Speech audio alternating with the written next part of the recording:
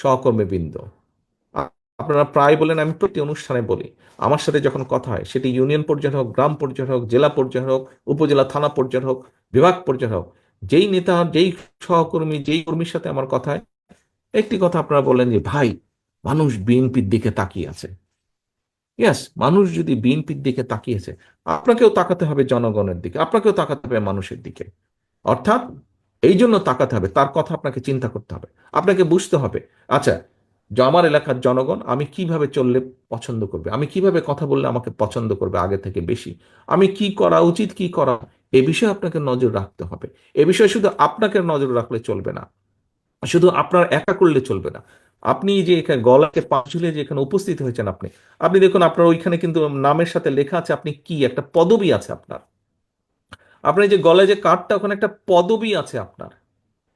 এই পদবিটা মানে হচ্ছে আপনি নেতৃত্ব দিচ্ছেন। আপনার আন্ডারে 10 জন, 20 জন, 5 জন, 100 জন, 500 জন, 1000 জন নেতা বা কর্মী আছে আপনার নিচে, যারা আপনাকে খেয়াল রাখতে হবে তাদেরকে, যাতে তারা কেউ গড়বড় করতে না পারে, গড়বড় করতে না পারে। একটা পরিবারে যেখানে 5 জন, 7 জন, 8 জন, 10 জন ভাই বোন থাকে, দুই একটা একটু দুষ্টু টুষ্টু থাকে, ওগুলোকে একটু টাইট দিয়ে রাখতে হয়। ওগুলোকে টাইট দিয়ে রাখতে হয় যাতে দুষ্টামি না করে, ওই পাশের বাড়ির আমটা যাতে ঢিলা না মারে। পাশের বাড়ি প্রতিবেশী যদি একটু একটু রাগী হয়, তো অনেক সময় দুষ্টু ছেলেরা করে কি, ঢিলা মারে রাখতে পারে।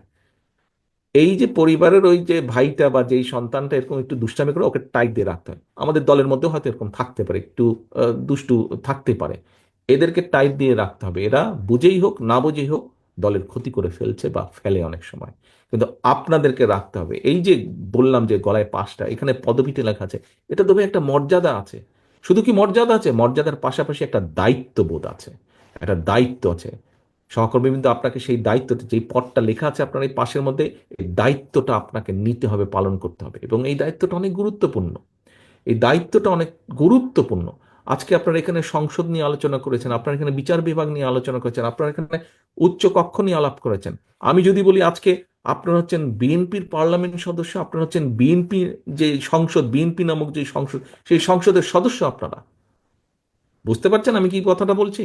আপনারা হচ্ছেন বিএনপি যেই সংসদ, সেই বিএনপি সংসদের মেম্বার আপনারা। তাহলে সংসদ, বিএনপি নামক সংসদের যদি মেম্বার হন আপনারা, আপনাদের দায়িত্ব আছে, এবং দায়িত্ব কিন্তু গুরুত্বপূর্ণ দায়িত্ব, গুরুত্বপূর্ণ দায়িত্ব।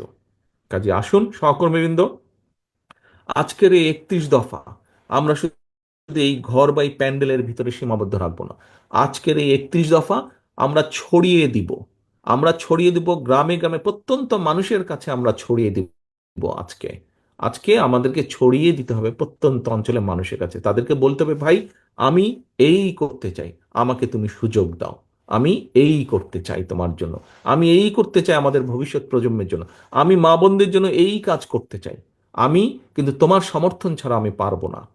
আর তুমি যদি আমাকে সমর্থন দাও, আমি আমার সর্বোচ্চ দিয়ে তোমার জন্য, দেশের জন্য, দেশের মানুষের জন্য আমি চেষ্টা করব। এই আস্থাটা ধরে রাখতে হবে সহকর্মীবৃন্দ, এই আস্থাটা ধরে রাখতে হবে। আস্থা ধরে রাখার দায়িত্ব আপনার, আস্থা ধরে রাখার দায়িত্ব আপনার কর্মী হিসেবে, দলের কর্মী হিসেবে। আস্থা ধরে রাখার দায়িত্ব জনগণের না। জনগণ দেখবে কার প্রতি তার আস্থা আছে, সে সেই দিকে যাবে। কাজে আসুন, আজকে আমরা যেরকম এখানে ট্রেনিং নিলাম সকাল থেকে, আমরা যেরকম নিজেদেরকে প্রস্তুত করলাম যে আমরা জনগণের কাছে পৌঁছে দিব আমাদের কাজগুলো, আমাদের কথাগুলো, আমাদের উদ্দেশ্য, লক্ষ্য পৌঁছে দেব, একই সাথে আমরা নিজেদেরকে সংযত রাখবো, অনেক কিছু থেকে সংযত রাখবো।